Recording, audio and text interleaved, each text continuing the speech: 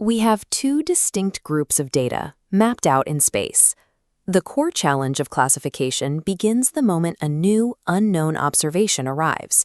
Our goal is to determine which group it belongs to. To solve this, we use a mathematical boundary called a hyperplane. In data science, this is a flat, affine subspace used to slice through the playing field. This chart displays a standard two-dimensional space. In this setting, a hyperplane is simply a straight line. Notice the black diagonal line cutting across the grid, defined by the equation 1 plus 2x1 plus 3x2 equals 0. This equation acts as a filter.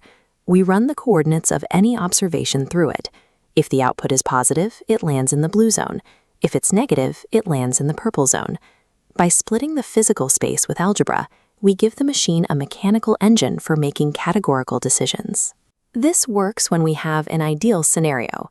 Two groups of data separated enough that a single hyperplane can slice between them without making any sorting errors. But look at the left panel of this figure. While we have clear separation between the blue and purple dots, we also have a mathematical paradox. The three different black lines all perfectly divide the two classes. If one perfect boundary exists, an infinite number of perfect boundaries exist. This abundance of choice is a problem. Shifting or rotating that line slightly doesn't change the status of the data we already have, but it alters the boundary for where the next unseen observation might land. Without a rule to anchor the placement of the boundary, the system is sensitive to arbitrary adjustments in the math. A model without an optimization rule to select the single best boundary cannot provide reliable predictions. Its decisions are essentially arbitrary. The solution to this infinite choice problem is an optimization method called the Maximal Margin Classifier. The algorithm looks for the margin, the minimum perpendicular distance spanning outward from a boundary line until it hits the nearest data point. It tests different angles to find the alignment, creating the widest possible slab between the clusters. Once that maximum expansion is found, the final separating hyperplane is drawn as the exact midline of the slab. Maximizing this distance provides a distinct advantage. A wider margin creates a larger cushion for error, increasing the probability that future observations are classified correctly. Look closely at the data points directly touching the dashed lines. These specific observations are what physically block the margin from expanding any further. These boundary adjacent points are known as support vectors. They are the most important part of the model. The placement of the entire maximal margin hyperplane depends exclusively on where these specific vectors sit. Every other dot on the graph is mathematically irrelevant to the boundary line. You could slide them around anywhere within their territories, and the central boundary would not move. The rules for the entire dataset are dictated by its most extreme edge cases, which act as the structural pillars of the algorithm. Real-world data is rarely pristine. If a single observation lands very close to the opposing group, the entire structure reacts. Because the algorithm demands a perfectly separating boundary, it must realign its entire structure just to avoid touching that one point.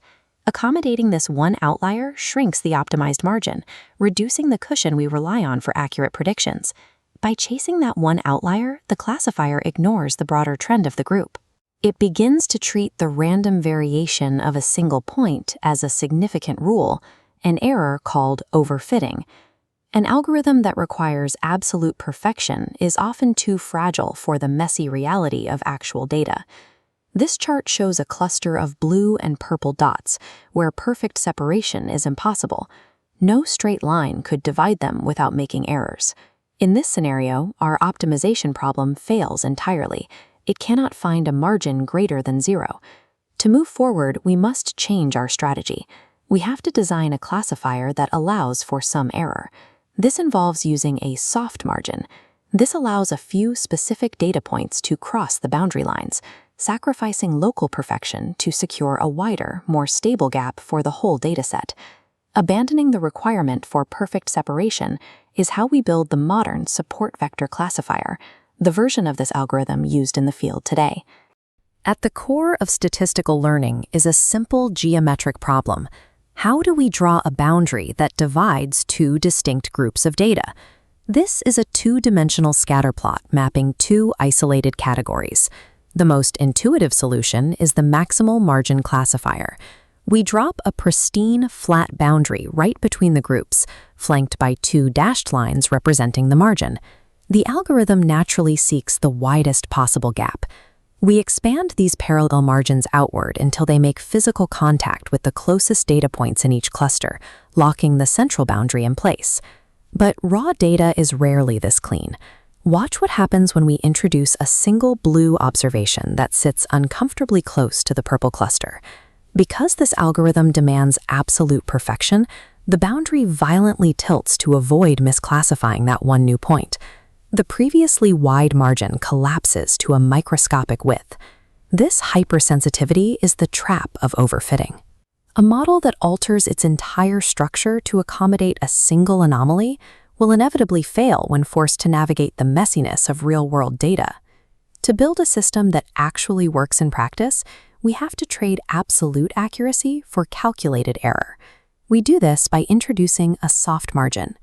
Looking at this updated scatterplot, we give the algorithm a defined budget, a tuning parameter called C. This budget allows a specific number of data points to violate the margin, or even cross the center boundary entirely. By spending this budget, the algorithm stops chasing every individual outlier.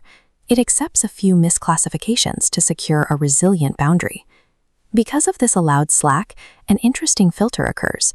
The vast majority of safe data points aid away, no longer influencing the calculation at all.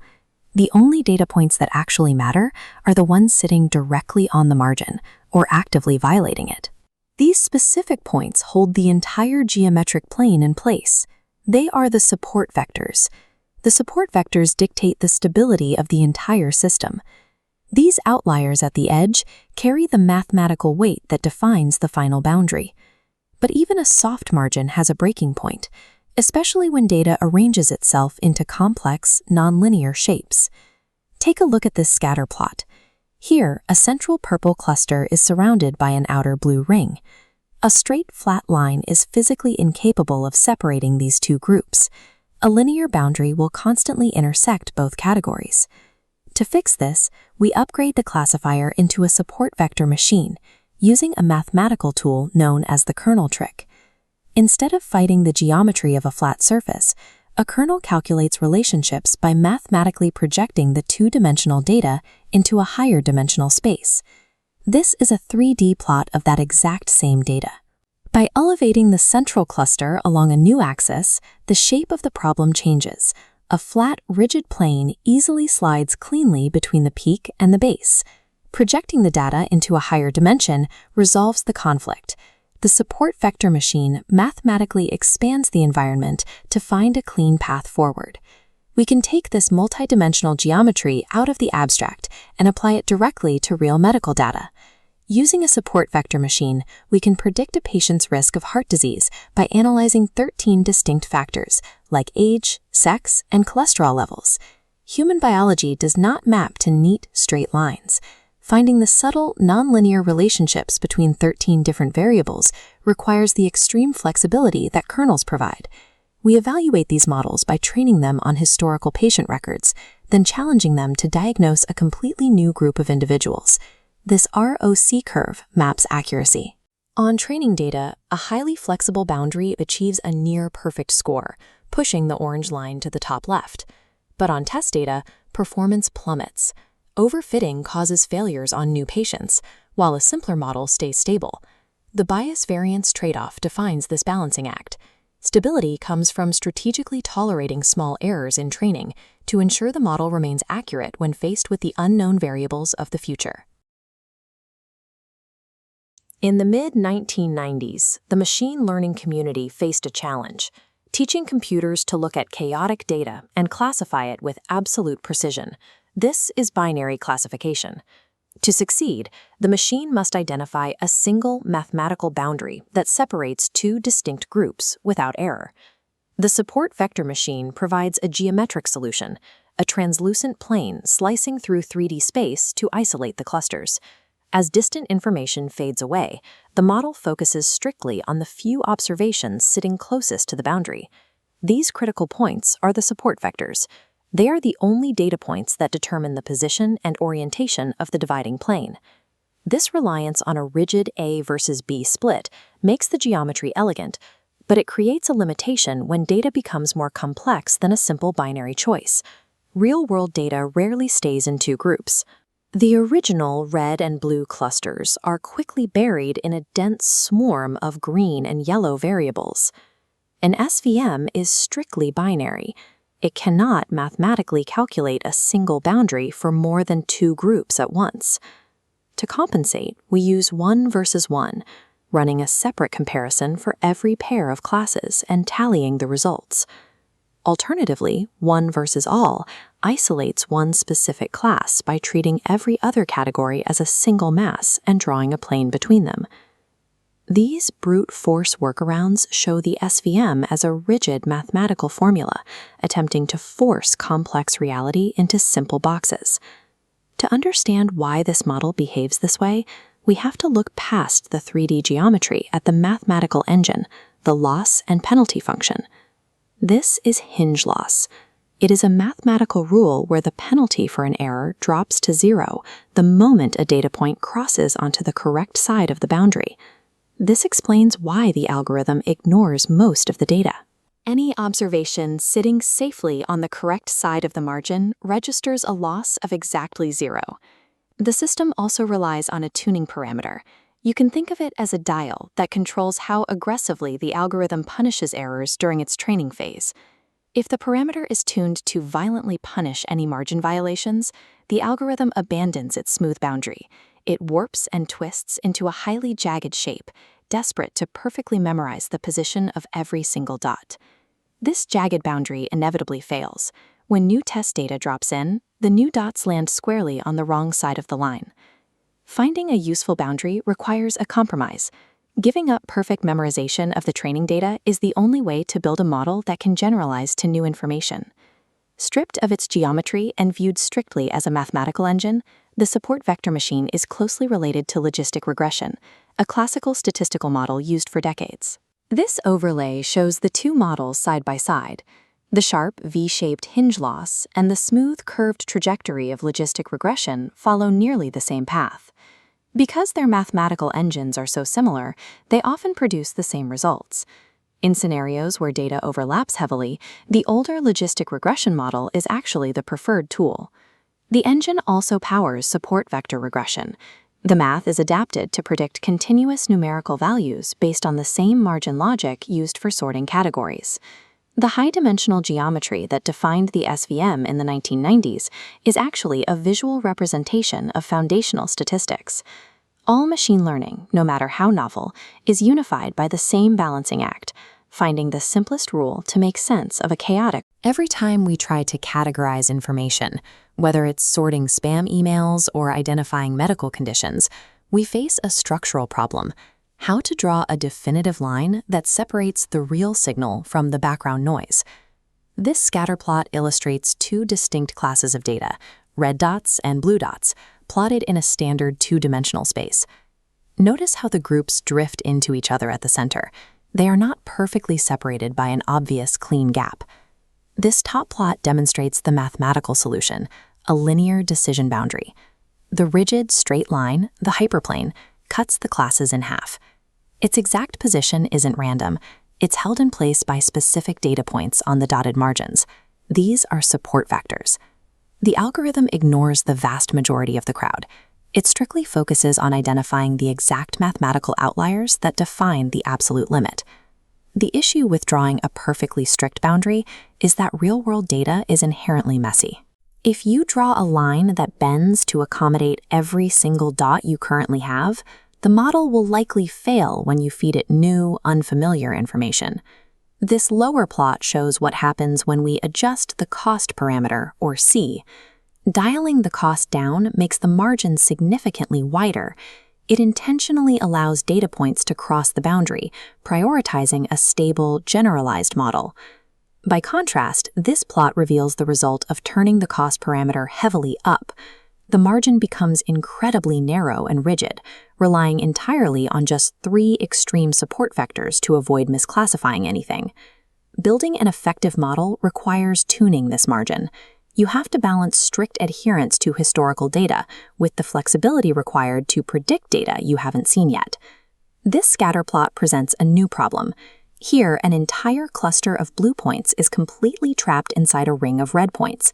Geometrically, a straight linear boundary is useless in this scenario. There is no single straight line you can draw across a flat plane that isolates the blue center. To solve this, the basic support vector classifier is upgraded into a support vector machine. This upgrade relies on a mathematical tool called a nonlinear kernel. Using what is known as a radial basis function, the algorithm stops trying to bend the line and instead bends the mathematical space itself. By calculating the distance between the points, it pops that inner blue circle up into a higher dimension. Once the center forms a peak, a flat, rigid 2D plane can slide horizontally right underneath it, cleanly separating the two groups. This top plot displays the two-dimensional footprint of that higher dimensional slice. The result is a perfectly curved boundary that accurately maps the complex shape of the inner class. By stepping outside the constraints of two-dimensional geometry, the algorithm gains the flexibility to isolate complex clusters that a simple line could never touch.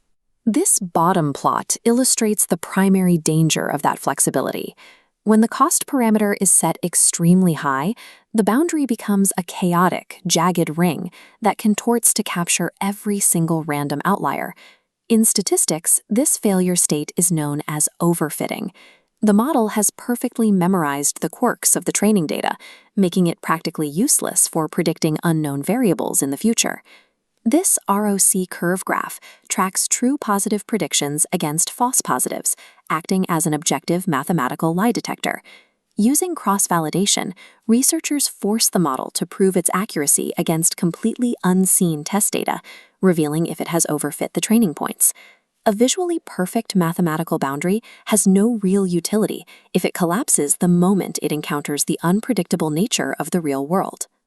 We can see how this mathematical architecture applies to a high-stakes scenario by looking at the Con gene expression dataset, which researchers use to identify 4 specific types of aggressive small round blue cell tumors. The researchers who gathered this data only had 63 physical tissue samples to train the model, but for every single one of those 63 samples, they were tracking 2,308 distinct gene expressions. To chart this data, we aren't plotting points on an x and y axis. Mathematically, the algorithm is placing 63 individual points into a massive 2,308 dimensional space. In a hyperdimensional frontier this complex, human visualization completely fails.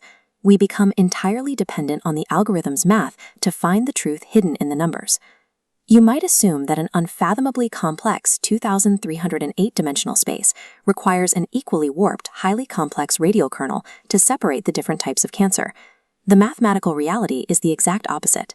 Because this dimensional space is so vastly expansive, the 63 actual data points are spread incredibly far apart from one another.